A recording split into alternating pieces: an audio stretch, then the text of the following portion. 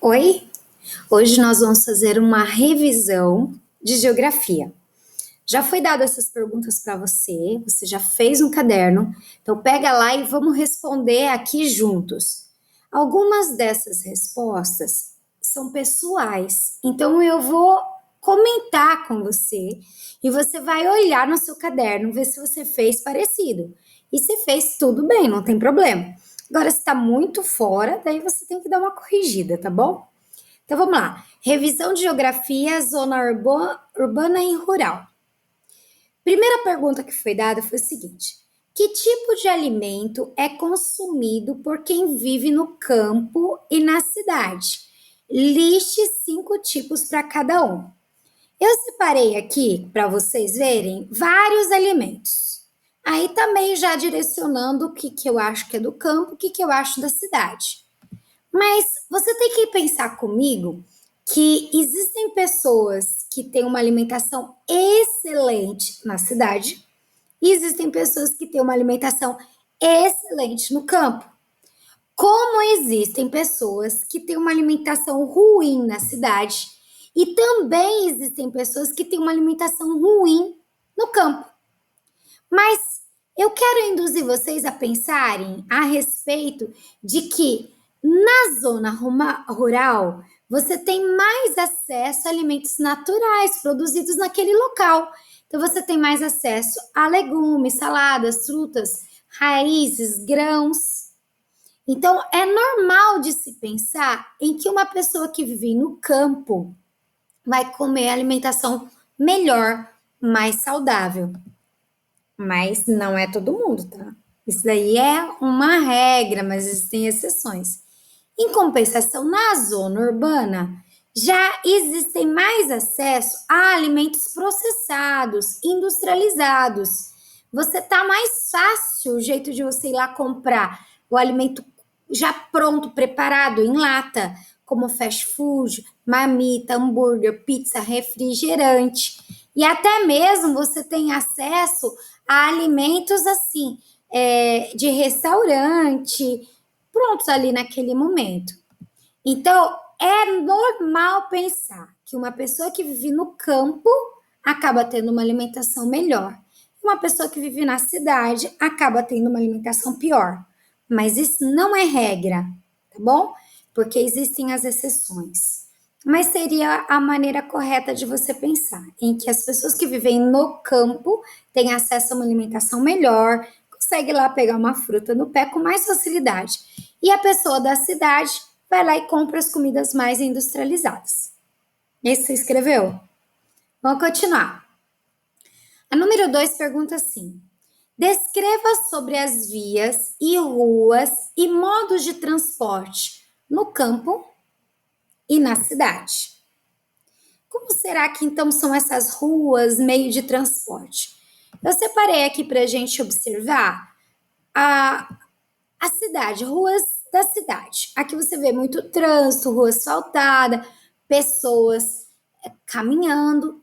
Então eu posso dizer que na cidade você tem uma estrutura melhor de pavimentação, significa o asfalto.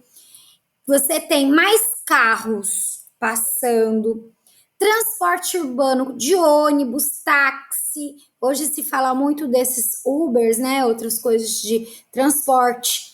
E essa é a característica mais da urbana. Em compensação, na rural, eu deixei aqui também algumas imagens. Você pode ver que as pessoas andam com. Também tem transporte de carros, mas não é com tanta frequência. E no campo mesmo, a gente ainda vê muitas ruas, muitas estradas com piso batido, com estradas de terra, e é diferente nesse aspecto. A quantidade de pessoas que passa na rua de uma cidade é muito maior, muito mais congestionado, enquanto no campo existe também, porque tem que transportar o que se produz no campo e levar as pessoas para o médico, para a escola também, mas é com menor frequência, tá bom? Próxima pergunta: que tipo de turismo pode ser feito na cidade e no campo? Liste 3 tipos para cada um.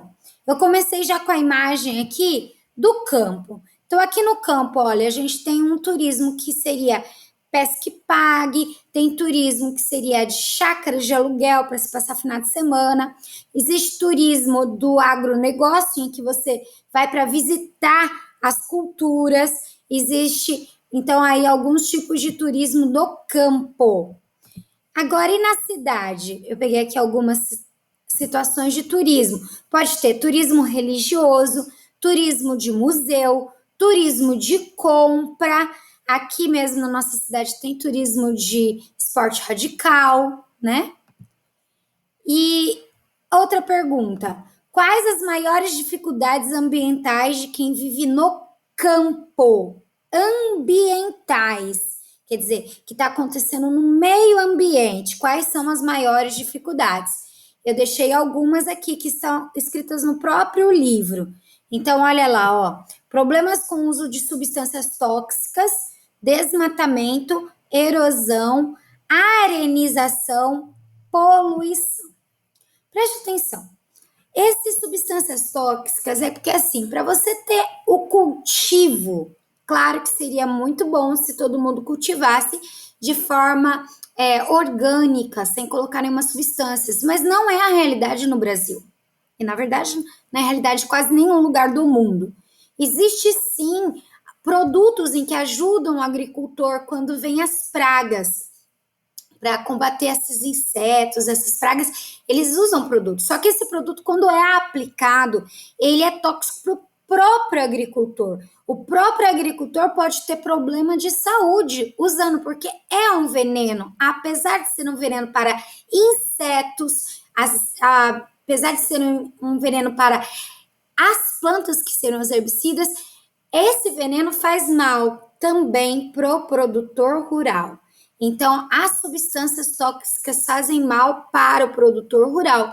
Por isso que existem alguns equipamentos de segurança que o produtor rural deve usar. Deve ser feito alguns tipos de cuidados.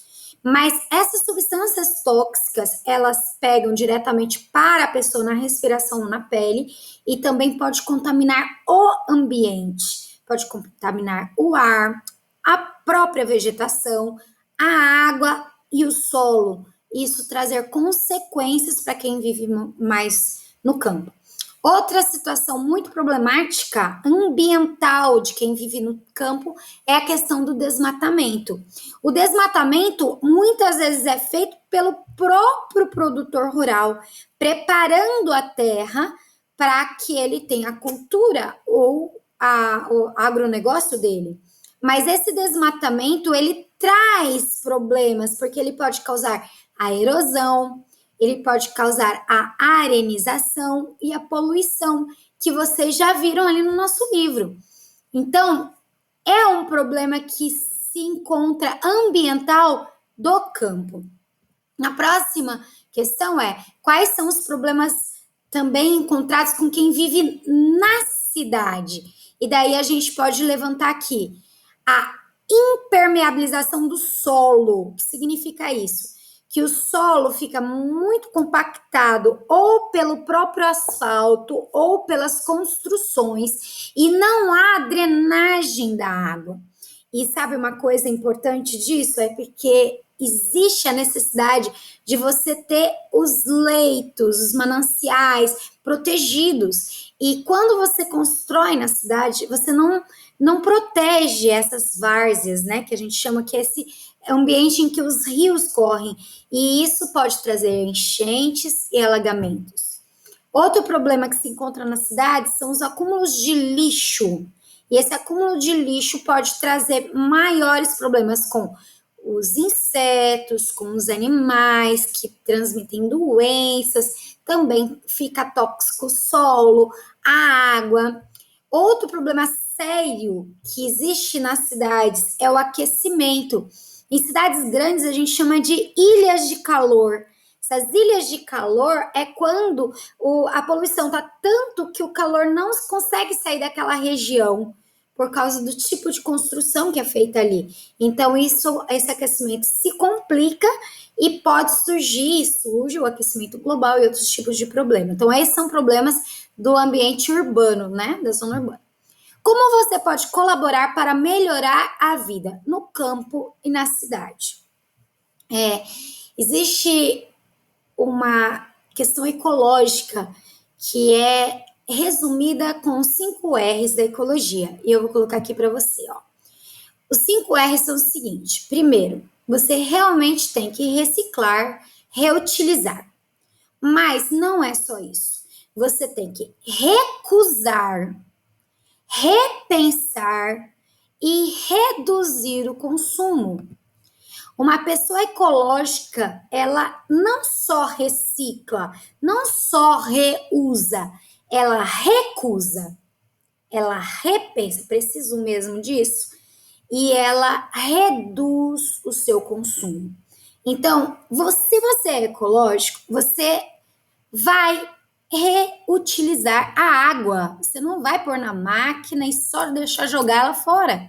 Você vai reutilizar caixas, sacolas no mercado. Você não vai pegar tudo novo.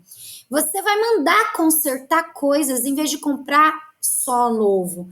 Então, ecologicamente, para você melhorar a vida no campo e na cidade, você precisa pensar, repensar, reutilizar, recusar, reduzir e reciclar, tá bom? Um beijão para você e até a próxima aula.